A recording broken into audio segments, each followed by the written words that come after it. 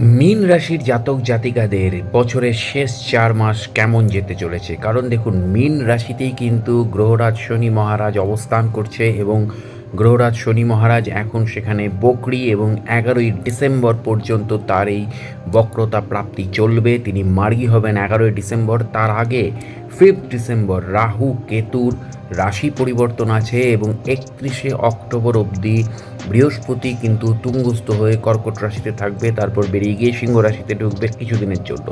আর এই মুহূর্তে কিন্তু বৃহস্পতি অস্তমিত হয়ে রয়েছে, যা 12ই আগস্ট তিনি আবার উদয় হবে কর্কট রাশিতে তুঙ্গস্থ অবস্থায়। ফলত 12ই আগস্ট থেকে 31শে ডিসেম্বর পর্যন্ত মীন রাশির জীবনে কি কি ঘটতে চলেছে তার একটা আভাস আমি এই ভিডিওতে দেব। দেখুন, সর্বপ্রথম 12ই আগস্ট থেকে 30শে অক্টোবর পর্যন্ত সময়ে মীন রাশির জাতকদের জীবন, মানে আমি এখানে যে সময়কালটাকে ভাগ করেছি সেই ভাগ অনুযায়ী 12ই আগস্ট থেকে 30শে অক্টোবর একটা সময়। এই সময় মীন রাশির দায়িত্ব বাড়বে, অন্যদিকে তেমন নতুন সুযোগ আসবে।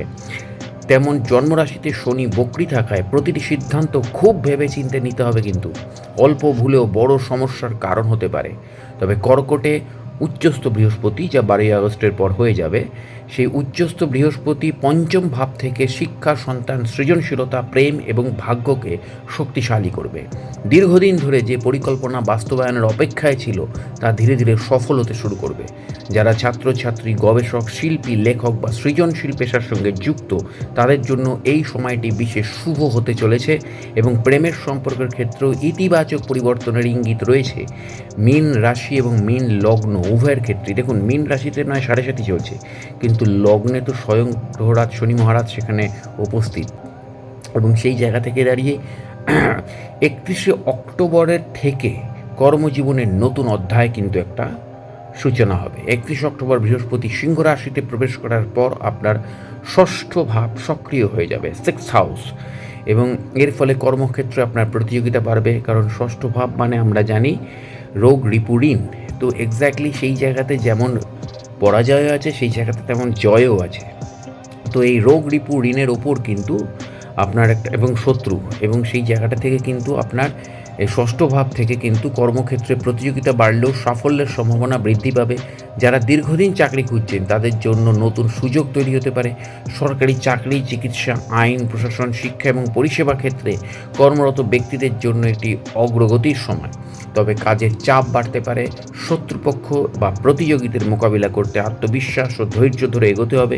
নিজের দক্ষতা বাড়ানোর জন্য নতুন প্রশিক্ষণ বা পড়াশোনা শুরু করলে ভবিষ্যতে তার বড় সুফল মিলবে। মনে রাখবেন, বৃহস্পতি কিন্তু ষষ্ঠভাবে ঢুকছে।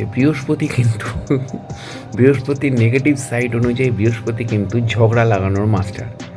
ফলত সেই জায়গাটা, বৃহস্পতির যেমন শুভ দিক রয়েছে, বৃহস্পতির নেগেটিভ সাইডগুলোর মধ্যে কিন্তু কুটকচালি, পিএনপিসি, ঝগড়া লাগানো, তিলকে তাল করা, 100কে 1 লক্ষতে পরিণত করে দেওয়া, এইগুলো কিন্তু বৃহস্পতির নেগেটিভ সাইড। তো বৃহস্পতি 6th হাউসে ঢুকছে, মানে এইগুলো থেকে একটু সাবধান থাকবেন সেই সময়।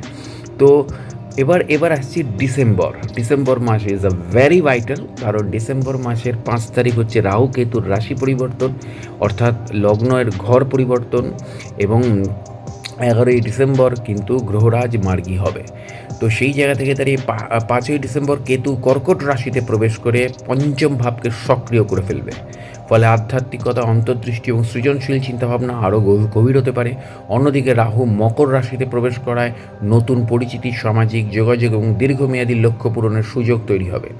11ই ডিসেম্বর শনি মার্গী হবার পর গত কয়েক মাসের আটকে থাকা সমস্ত কাজ ধীরে ধীরে এগোতে শুরু করবে।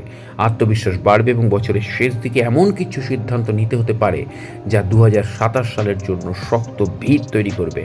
মীন রাশি সাময়িক একটা জয় পেয়েছেন, কিন্তু মনে রাখবেন 7.5-র ফেজ কিন্তু কমপ্লিট হয়নি। 7.5-র থার্ড ফেজ, অর্থাৎ সাময়িক জয় বলতে আপনারা যেখানে যেভাবে যে সমস্যার মধ্যে জড়িয়েছিলেন সেই সমস্যা থেকে হয়তো কিছুদিন আগেই একটা সমাধান পেয়েছেন, শনি যখন মার্গী অবস্থায় ছিল এবং বৃহস্পতি যখন তুঙ্গস্থ হয়ে, শনি মার্গী থাকে এবং বৃহস্পতি তুঙ্গস্থ থাকে, সেই সময় হয়তো পেয়েছেন, কিন্তু ওটা কিন্তু সাময়িক। সমস্যা কিন্তু এখনও বাকি আছে। ফলে সেইভাবে কিন্তু তৈরি থাকুন। এছাড়াও কর্মজীবনের ক্ষেত্রে চাকরিজীবীদের জন্য সেপ্টেম্বর থেকে ডিসেম্বর পর্যন্ত পদোন্নতি, নতুন দায়িত্ব অথবা চাকরি পরিবর্তনের সম্ভাবনা রয়েছে। ব্যবসায়ীদের নতুন গ্রাহক, নতুন বাজার এবং দীর্ঘমেয়াদী লাভের সুযোগ তৈরি হতে পারে।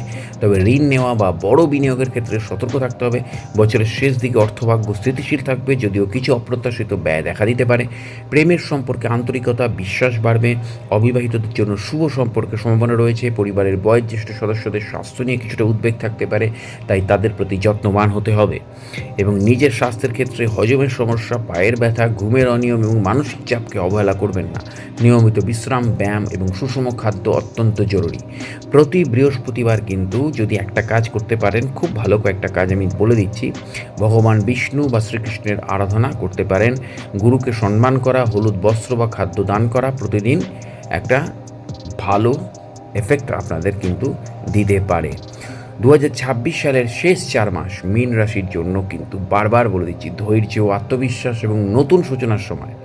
কিছু বাধা কিন্তু আসবেই, বাধা আসতেই থাকবে, কিন্তু বাধা কেটে বেরোনোর পথও কিন্তু রেডি থাকবে।